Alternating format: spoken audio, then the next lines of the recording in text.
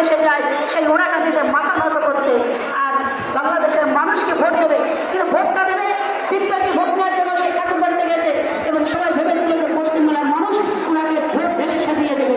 আবার ঠাকুরবাড়িতে আসতে হয়েছে বড় বাংলাবাড়ির পায়ে তার মাথা নত করতে এবং ঠাকুরবাড়িতে আমরাও ভেবেছিলাম হয়তো আমাদের মধ্য সমাজের জন্য সে অনেক কাজ করবে, কিন্তু আজ পর্যন্ত একটা করে কোনো একটা টাকার কাজ করেনি।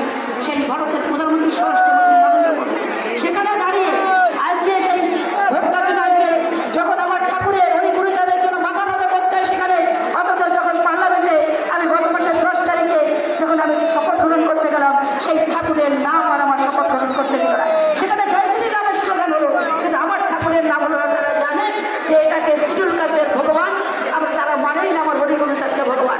এবং যে ঝলমাটি দিয়েছিল সেই অযোধ্যায় রাম মন্দিরে তার অপমান করেছে এবং সেখানে ঠাকুরবাড়ির শান্তনু ঠাকুরকে ডাকেনি সেখানে সেই রাম মন্দিরে, এটাই হচ্ছে। এবং ভারতের রাষ্ট্রপতি তাকে পর্যন্ত সেখানে তার ডাক পায় না। ভারতের যে পার্লামেন্ট তৈরি করেছে সেখানে শিডিউল কাস্ট বলে আজকে আদিবাসী বলে সেখানে তার ডাক পায় না সেই মহিলাকে। আজকে সেই ভারতের প্রধানমন্ত্রী এমন আছে নারী শক্তির কথা বলছে, ভারতের যে ফার্স্ট লেডি সেটা হচ্ছে আমাদের রাষ্ট্রপতি, তাকে পর্যন্ত সেখানে ডাকা হয় না। তার কারণ হচ্ছে সেই শিডিউল কাস্ট বলে সেই